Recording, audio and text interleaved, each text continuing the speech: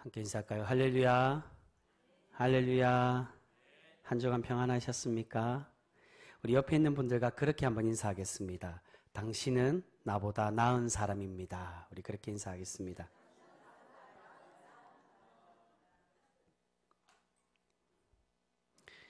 여러분, 정말 옆에 있는 분들이 여러분 자신보다 나은 사람이라고 그렇게 생각하시고 그렇게 여기십니까?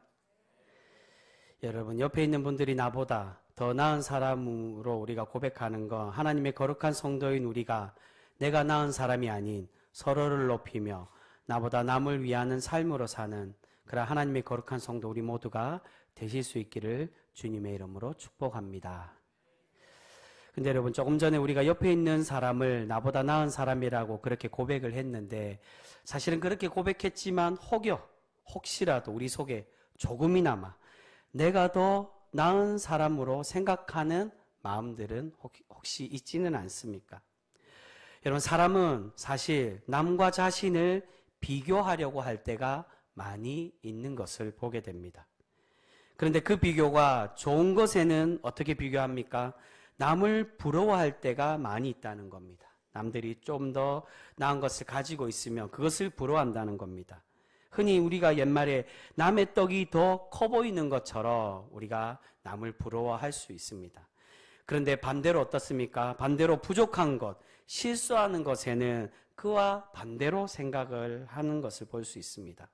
사람은 그래도 자신이 좀 더 낫다라고, 내가 좀 더 덜 실수하는 사람이 아니냐라고 우리는 생각합니다. 나 정도면 괜찮지. 나보다 더 실수하는 사람들이 더 많은데 라고 자신을 위로하고 자신이 더 괜찮은 사람으로 생각을 한다는 것입니다. 그런데 여러분, 우리 주님은 우리에게 어떠한 말씀으로 교훈해 주십니까? 나는 낮아지고 남을 높이는 사람이 되라고 우리에게 말씀해 주십니다. 그러한 사람이 하나님께 높임받는 사람이며 하나님의 나라의 큰 자가 된다라고 우리에게 말씀해 주십니다. 사랑하는 성도 여러분, 우리가 그렇게 주님의 가르침대로 남을 높이고 자신은 더 낮아지는 참 섬김의 성도, 그러한 섬김의 공동체 우리 모두가 되실 수 있기를 주님의 이름으로 축복합니다. 여러분, 오늘 말씀은 바로 다른 사람들의 허물보다 자신의 부족함을 인정하고 용서하고 사랑하라는 예수님의 가르침이 담겨져 있는 말씀입니다. 오늘 말씀을 보시면요, 예수님께서 성전에서 가르치실 때 서기관들과 바리새인들이 음행 중에 잡힌 여자를 끌고 와서 이 여인을 처리하는 문제로 예수님을 시험하려고 하고 있습니다. 여러분, 이 여인은 음행 중에 잡힌 여인, 현행범으로 잡힌 사람입니다. 범죄의 증거가 확실한 사람이라는 것입니다. 그런데 이러한 음행 중에 가늠한 여인으로, 가늠한 사람으로 잡힌 사람을 성경에는 어떻게 처리하라고 그렇게 기록되어 있습니까? 오늘 말씀에도 나와 있는 것처럼 모세의 율법인 레위기 20장과 신명기 22장에 보시면 돌로 쳐서 죽여야 한다라고 말씀하고 있습니다. 그래서 오늘 말씀에 나오는 이 사람들이 이 여인을 돌로 치려고 하는 것입니다. 서기관들과 바리새인들은 이 여인의 죄에 대한 질문을 통해서 지금 예수님을 시험하고자, 예수님을 공경에 빠뜨리고자 하고 있습니다. 그런데 그 시험이란 예수님께서 만약 평소대로 사랑과 용서를 말한다며, 이 여인을 용서해야 된다라고 말한다면 정통적으로 지켜오던 모세의 율법을 반대하는 사람, 율법을 어기는 사람으로 비판하려고 하는 것입니다. 그리고 그와 반대로 모세 율법대로 돌로 쳐서 죽이라고 말한다면 평소에 예수님의 가르침과는 모순이 되는 모습이기 때문에 예수님의 가르침이 헛된 것이라고 그렇게 예수님을 비판하기 위해서 예수님을 시험하려고 하고 있었다는 것입니다. 그리고 6절에 보시면 고발할 조건을 얻고자라고 되어 있습니다. 이 고발의 조건을 얻고자 한다는 건 당시 로마의 속국이었던 이스라엘은 함부로 자신들 마음대로 사형을 내릴 수가 없었습니다. 그래서 예수님께서 모세율법대로 사형을 말하며 이것을 가지고 예수님을 로마에 고발하려고 그렇게 생각하고 있었다는 것입니다. 서기관들과 바리새인들은 어떻게든 예수님의 판결을 비판하고 그를 꼬집고자 계획하고 있었습니다. 그런데 이러한 이들의 질문에 예수님은 어떻게 대답하고 계십니까? 먼저 몸을 굽혀 쪼그리고 앉아서 손가락으로 땅에 글을 쓰시는데 2번에 걸쳐 글을 쓰십니다. 그리고 말씀하십니다. 너희 중에 죄 없는 자가 먼저 돌로 치라고 말씀하십니다. 그런데 여러분, 여기서 예수님은 과연 땅에 무슨 말씀을 쓰셨을까요? 예수님께서 무엇을 쓰셨는지를 성경에 정확하게 나와 있지는 않습니다. 지금까지도 이 내용은, 예수님이 쓰신 이 글이 무엇인지는 성경의 난제로 여전히 남아 있습니다. 하지만 추정해 볼 때 분명히 예수님께서 쓰신 글은 예수님께서 조금 전에 하신 말씀과 관련되어 있는 그러한 말씀을 쓰셨다라고 그렇게 이야기하고 있습니다. 그래서 예레미야 17장 13절 말씀의 기초에서 지금 예수님은 함께 모여있는 이 사람들의 이름을 쓰시고 그리고 그들의 제목을 쓰셨다는 것입니다. 예레미야 17장 13절에 이렇게 말씀이 되어 있습니다. 무릇 여호와를 떠나는 자는 흙의 기록이 되오리니 이는 생수의 근원이신 여호와를 버림이니이다 라고 되어 있습니다.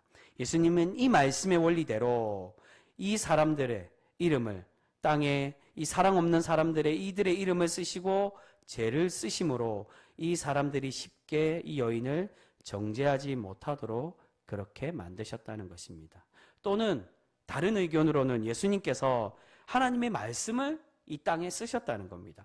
출애굽기 23장 1절 말씀을 쓰셨다라고 그렇게 이야기하는데, 출애굽기 23장 1절 말씀에 이렇게 되어 있습니다. 악인과 연합하여 위증하는 증인이 되지 말라라고 되어 있습니다. 예수님은 이 말씀으로 이 사람들을 정죄를 했다는 겁니다. 여러분, 예수님께서 땅에 쓰신 글이 지금도 정확히 무엇인지는 알 수는 없습니다. 하지만 분명한 것은 예수님께서 자신이 하신 말씀과 관련해서 쓰신 것은 분명하다는 것입니다. 그래서 예수님의 이 말씀과 또한 권위 있는 이 행동으로 인해 사람들이 함부로 이 여인을 정죄하지 못하고 판단하기를 주저하고 있었던 것입니다. 그런데 여러분, 여기서 중요한 것은 처음 예수님께서 땅에 글을 쓰시고 어떻게 말씀하셨다라고 되어 있습니까? 우리 오늘 함께 읽은 말씀, 조금 전에 제가 읽어드렸지만 우리 7절 말씀, 우리 7절 말씀 다시 같이 한번 읽어보겠습니다. 7절입니다. 시작. 그들이 묻기를 마지 아니하는지라 이에 일어나 이르시되 너희 중에 죄 없는 자가 먼저 돌로 치라 하시고. 아멘. 여러분, 이 말씀의 핵심이 무엇입니까? 예수님은 이 여인보다 덜 죄 지은 사람, 자신이 조금은 더 괜찮은 사람이라고 생각하는 그러한 이가 돌로 치라고 말씀하는 것이 아니라 너희 중에 죄가 없는 자가 돌로 치라고 말씀하십니다. 여러분, 이 말씀의 진정한 의미는 바로 하나님 보시기에 모두가 다 죄가 크든 죄가 작든 그것이 중요한 것이 아니라는 것입니다. 죄 없는 자가 돌로 치라는 건 너희 중에 죄 없는 자가 아무도 없기에 함부로 정죄하지 못한다는 것입니다. 이것은 우리 모두가 하나님 앞에서 죄인이기에 죄를 정죄할 자격이 없음을 예수님은 말씀하고 있습니다. 여러분, 죄를 정죄할 자격은 누구에게 있다는 것입니까? 바로 오직 하나님과 우리의 구원자이신 예수 그리스도 밖에 없는 줄 믿습니다.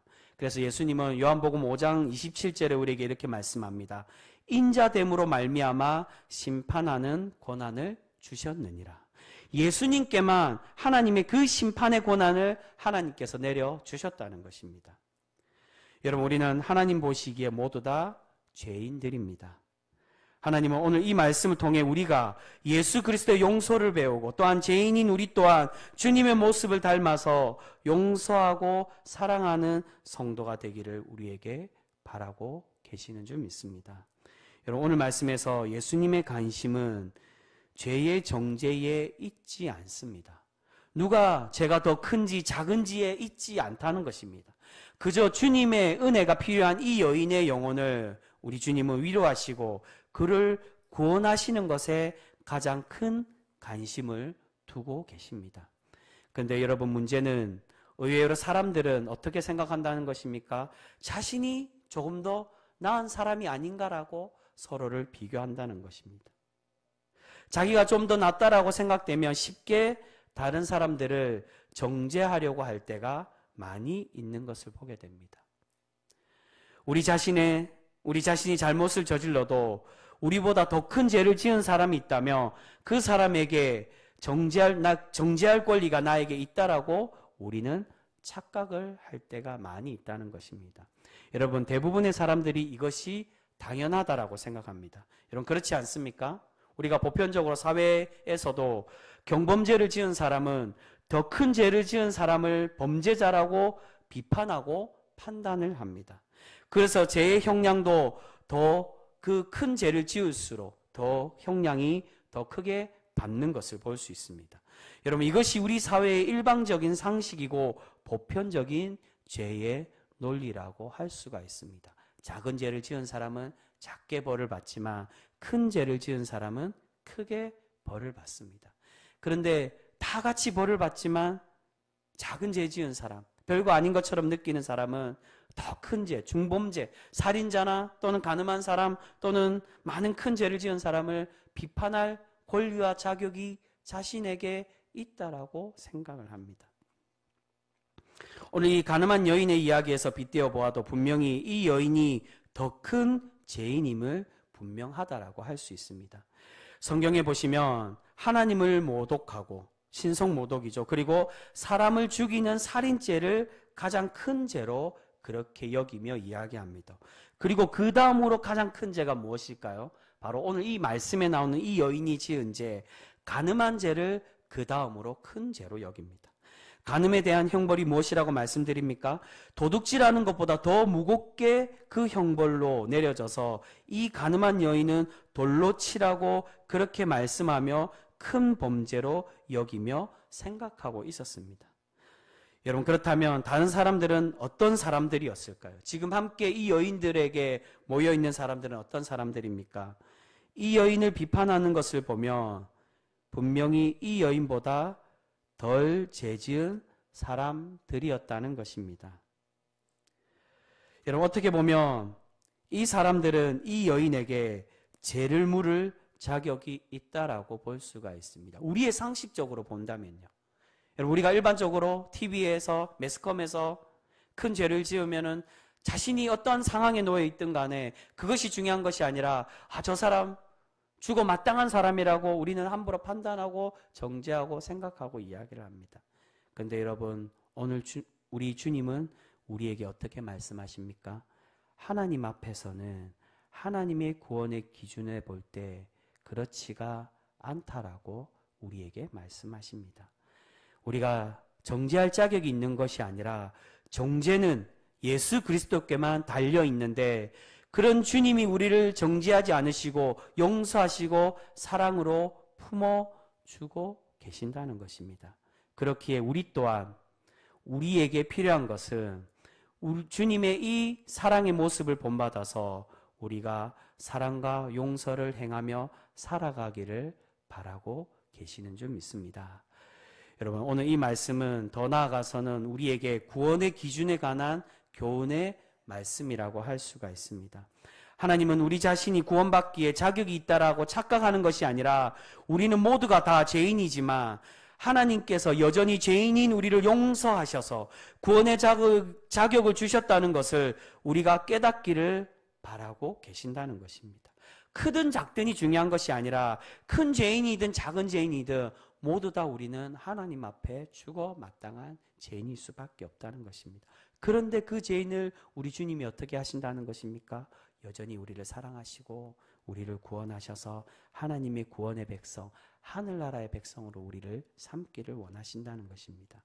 그래서 더 나아가서는 우리를 그렇게 삼으신 주님께서 우리가 항상 하나님께 감사하며 서로를 용서하며 그렇게 사랑하는 사람으로 살아가기를 바라고 계시는 것입니다.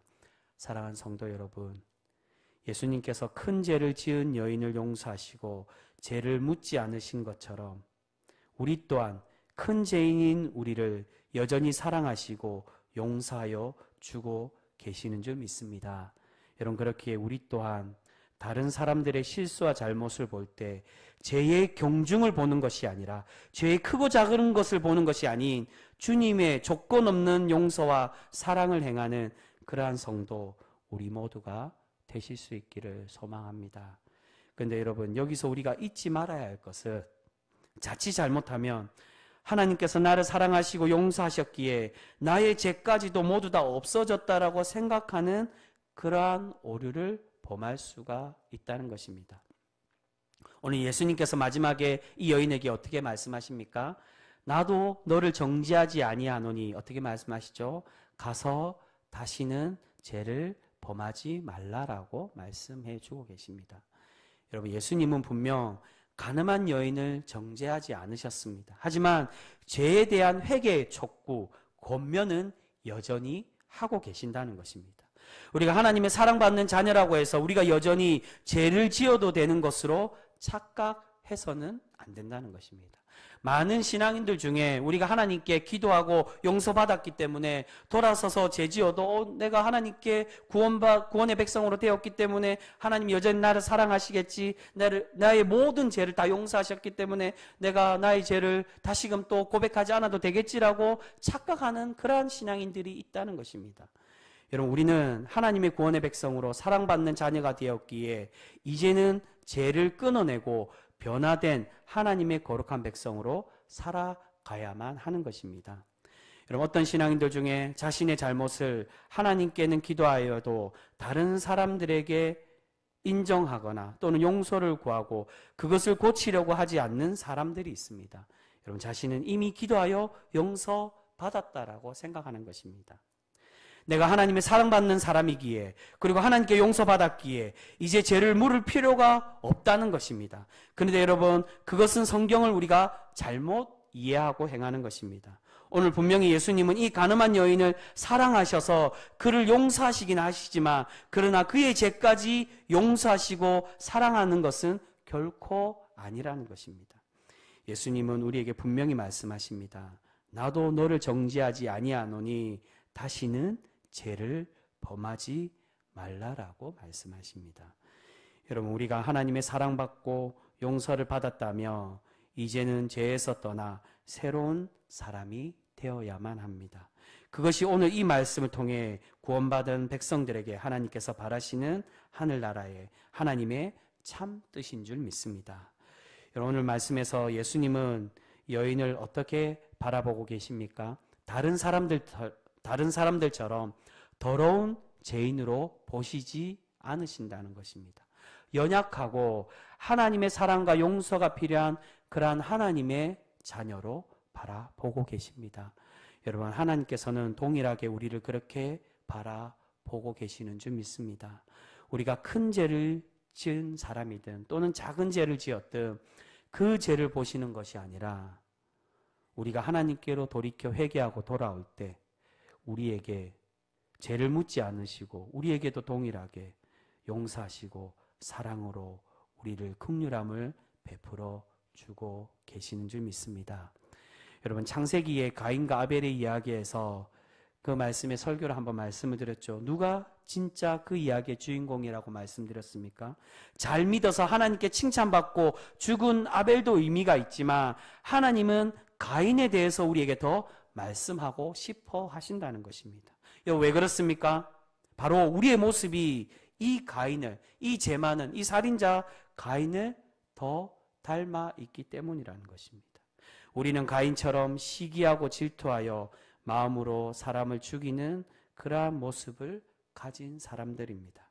그런데 그렇게 동생을 죽인 살인자인 가인을 하나님은 어떻게 말씀하십니까? 너는 죽어 마땅하다고, 너는 심판받아서 하나님께 결코 죽임 당할 것이라고 그렇게 말씀하십니까? 그렇지 않고, 가인아, 그렇지 않다라고, 내가 너를 지켜주겠다라고, 가인을 죽이는 자는 벌을 7배나 받을 것이라고, 가인을 죽이지 못하도록 내가 너에게 표를 주겠다라고 그렇게 약속해 주고 계십니다.